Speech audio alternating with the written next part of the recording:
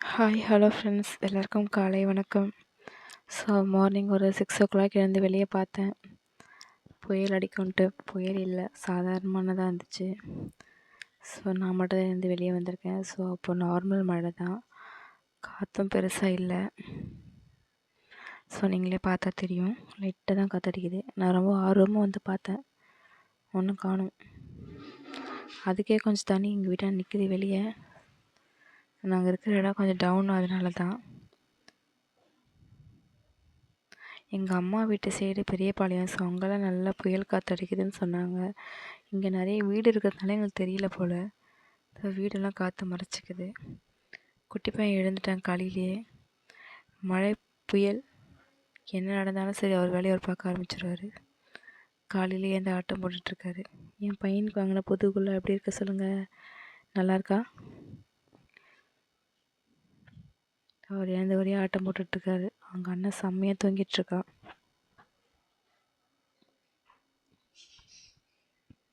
So நானும் பாப்பாவும் தான் ஃபஸ்ட்டு எழுந்தோம். ரெண்டாவது எழுந்துக்கலாமா வேணாமான்னு என் பெரிய பையன் ஓண்டுட்ருக்கான். ஸோ இனிமேல் தாங்க மெதுவாக காஃபி போட்டு குடிச்சிட்டு டிஃபன் செஞ்சுட்டு ஸோ புயல் எதிர்பார்த்துட்ருக்கேன். இப்போ கொஞ்சம் இன்க்ரீஸ் ஆகிருக்கு மழை. நான் காலையில் எழுந்ததை விட இப்போ கொஞ்சம் அதிகமாகவே இருக்குது. நிறையவே தண்ணி வந்துருச்சு. மழையை பற்றி நியூஸ் பார்த்துட்ருக்கோம். எங்கள் வீட்டில் காலையிலேருந்து கரண்ட் இருக்குது, நல்லா கரண்ட்டு கட் ஆகலை. ஸோ எங்களுக்கு கொஞ்சம் கொஞ்சமாக ட்ரைனேஜ் வழியாக தண்ணி வர ஆரம்பிச்சிடும். அது எப்போ வரப்போகுது தெரியல. காலையில் டிஃபன் ஆகிடுச்சு, சட்னி இட்லி சுட சுட ஆகிட்டுருக்கு. ஸோ இட்லி சாப்பிட்டுட்டு கரண்ட் ஆஃப் ஆகிறதுக்குள்ளே கொஞ்சம் கொஞ்சமாக வேலையை பார்த்துக்கலாம் சொல்லி நான் பாட்டை என் வேலையை செய்ய ஆரம்பிச்சிட்டேன். ஸோ இவங்கெல்லாம் வந்து மழைக்கு ஜாலியாக படுத்துட்ருக்காங்க. என்னால் அப்படி முடியலையே. புயல் அடித்தாலும் என்ன செஞ்சாலும் நான் என் வேலையை பார்த்து தான் ஆகணும். ஸோ அடுத்து எனக்கு இட்லி வேகுது. எங்களது 6 இட்லி குண்டா தான். ஸோ 6 இருக்கிற இட்லி. ஸோ ஒரு 2 times பண்ணுவேன் நான். ஸோ பாப்பாவுக்கு, குட்டி பையனுக்கு, பெரிய பையனுக்கு, எனக்கு, ஹஸ்பண்டுக்கு. ஸோ 2 வாட்டி ஊற்றினா சரியாக இருக்கும். ஸோ ஃபஸ்ட் இட்லி எடுத்துகிட்டு போய் கொடுத்துட்டேன். ஸோ 2வது இட்லி எடுத்துட்டேன். ஸோ இப்போ குட்டி பையனுக்கு மட்டும் சுடு தண்ணி ஊற்றி அதில் இது பண்ணிக்கிறேன். ஸோ அப்போ தான் நல்லா பாப்பாவுக்கு ஊட்ட முடியும். மிக்சியில் அடிக்க வேணாம்னு சொல்லிட்டாங்க. ஆல்ரெடி நான் மிக்சியில் அடித்து ஊட்டியிருந்தேன், சாப்பிட்லாம. ஸோ இப்படியே கொடுக்கலாம் சொல்லி நல்லா கொதிக்கிற தண்ணியில் ஊற்றினா சர்லாக் மாதிரி ஆகிடும்னு சொன்னாங்க. ஸோ அதனால தான் இப்படி பண்ணிகிட்ருக்கேன் நான். ஸோ உங்கள் வீட்டெல்லாம் மழை எப்படி இருக்குது? புயல் நல்லா அடிக்குதா? நீங்கள் சென்னையில் இருக்கீங்களா இல்லைன்னா ஊர் சைடு இருக்கீங்களா சொல்லுங்கள். ஊர் சைடு இருந்தாலும் காற்று அங்கெல்லாம் நல்லா பயங்கரமாக இருக்கும். ஸோ இங்கே எங்களுக்கு தெரியல. ஸோ நானும் அந்த மாதிரி மழையை தான் எதிர்பார்த்துட்ருக்கேன். என்ன இப்படி சொல்கிறேன்னு கிடையாது, எனக்கு அது சின்ன வயசுலேருந்தே ஒரு இன்ட்ரெஸ்ட்டு. பெரிய மழை காற்று அதெல்லாம் பார்க்கணும், ஜாலியாக இருக்கும். கரண்ட் கட் பண்ணிட்டாங்க. நினச்சிட்டே இருந்தோம் கட் ஆகக்கூடாதுன்ட்டு. கட் பண்ணிட்டான். இப்போ கொஞ்சம் காற்று பலமாக வீசுது, அதிகமாக இருக்குது, அதனால கரண்ட்டை கட் பண்ணிட்டாங்க. தண்ணியும் கொஞ்சம் கொஞ்சமாக உள்ளே வர ஆரம்பிச்சிச்சு. இன்னும் ஃபுல்லாக வரல, லைட்டாக இப்போ தான் ஸ்டார்ட் ஆகுது. எனக்கு தெரிஞ்ச ட்ரைனேஜ் ஃபுல்லாகிடுச்சுன்னு நினைக்கிறேன்.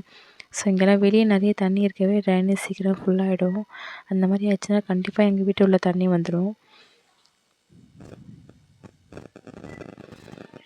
மழை விட்டு விட்டு வருது. திடீர்னு ஃபாஸ்ட்டாக வருது, திடீர்னு கம்மியாக வருது. திடீர்னு வந்து காற்று வீசுது, திடீர்னு சைலண்ட்டாக இருக்குது. ஸோ காற்றடிக்கும் போது குடுக்கணும் உடைந்து வெளியே பார்ப்போம்.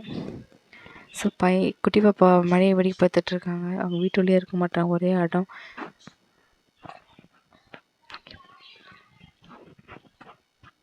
ஸோ அப்படியே ஜாலியாக போயிட்டுருக்கு. இன்றைக்கி எங்கள் வீட்டுக்காரர் வேலைக்கு லீவ் போட்டாங்க, பையனுக்கு ஸ்கூல் லீவு.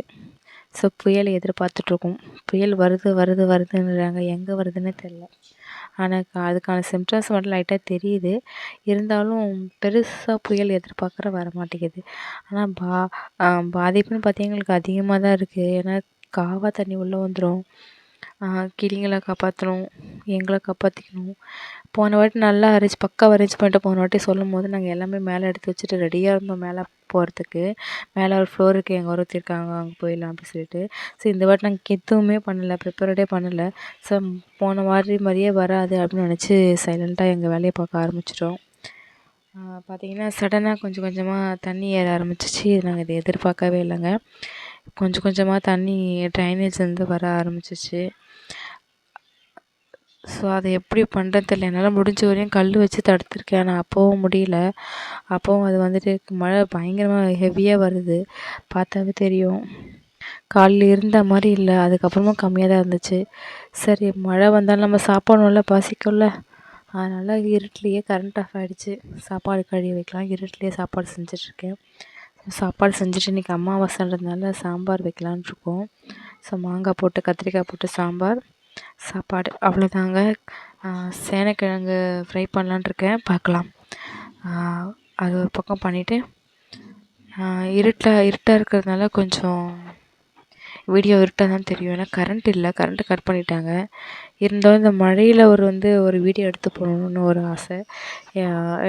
புயல் காற்று எடுக்கணும்னு ரொம்ப ஆசைப்பட்டேன். அதுக்காக நான் அடிக்கடிக்கு போய் வெளியே வீடியோ எடுத்தேன். ஆனால் பார்த்திங்கன்னா வெளியே அந்தளவுக்கு மரம் வேகமாக ஆடுற அளவுக்கு இங்கே காற்று அடிக்கலை. ஒருவேளை அடிக்குதா இல்லை எங்கள் ஏரியாவில் தெரியலையான்னு தெரியல. அம்மா வீட்டெல்லாம் நல்லா காற்றடிக்குதுன்னு சொல்கிறாங்க. ஒருவேளை இனிமேல் தான் வருமான்னு தெரியல.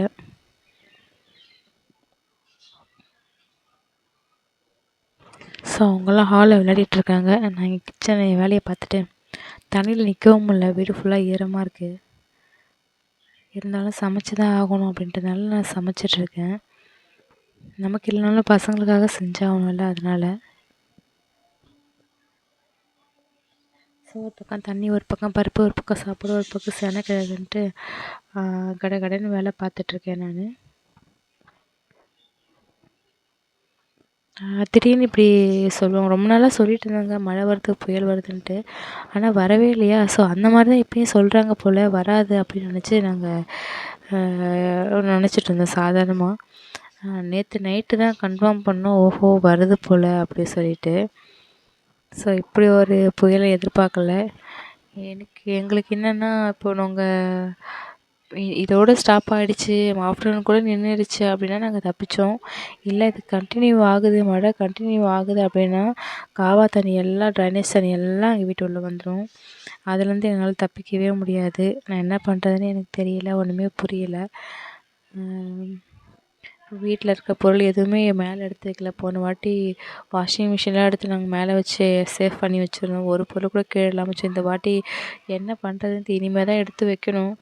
ஸோ வீடியோ போட்டுட்டு அதுக்கப்புறம் அந்த வேலையை பார்க்கலான் இருக்கேன்.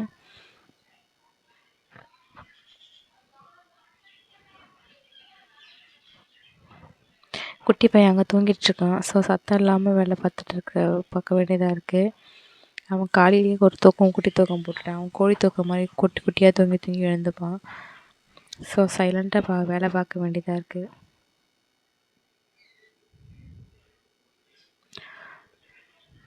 மாங்காய் சாப்பிடக்கூடாதுன்னு சொல்கிறாங்க. மாங்காய் எனக்காக தான் வாங்கிட்டு வந்தேன், எங்கள் வீட்டுக்காரர் சொல்கிறாரு. அது ஆர்கியூமெண்ட் போயிட்டுருக்கு.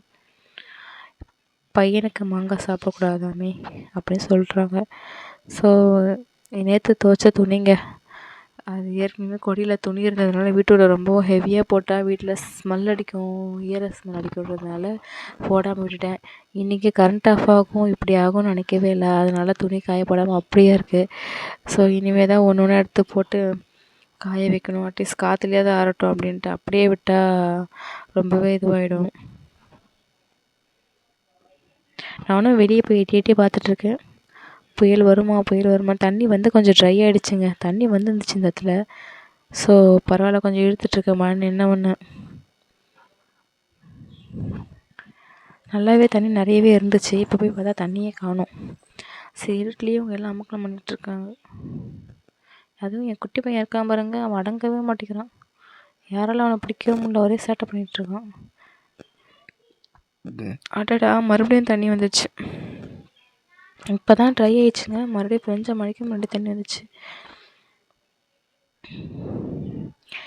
கிளி குண்டு எடுத்து வைக்கல, எல்லாமே இந்த வாட்டி நாங்கள் ப்ரிப்பேர் பண்ணவே இல்லை. குப்பையெல்லாம் கவுத்துக்கிட்டு நாஸ்தி ஆகிடுச்சு.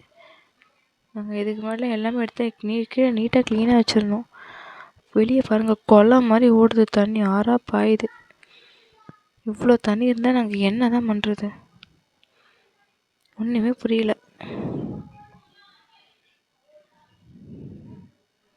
ஸோ இப்படியே போயிட்டே இருந்துச்சுன்னா கண்டிப்பாக வீட்டுக்குள்ளே தண்ணி வந்துடும். இப்போவே வாசப்படி வரையும் தண்ணி வந்துச்சு, வாசக்கால். ஸோ இதுக்கப்புறம் என்ன நடந்துச்சுன்னு நான் இன்னொரு வீடியோவில் போடுறேன் ஃப்ரெண்ட்ஸ். இப்போ இவ்வளோ தான் எடுக்க முடிஞ்சுது. அதுக்கப்புறம் என்னால் முடிக்கல. லஞ்சு முடிச்சாச்சு. போய் சாப்பிட்டுட்டு குட்டி பசங்களை பார்த்துக்கணும். ஸோ இந்த தண்ணிலேருந்து எப்படியாவது நாங்கள் தப்பிக்கணும், அதெல்லாம் யோசிச்சுட்ருக்கேன். பாய்.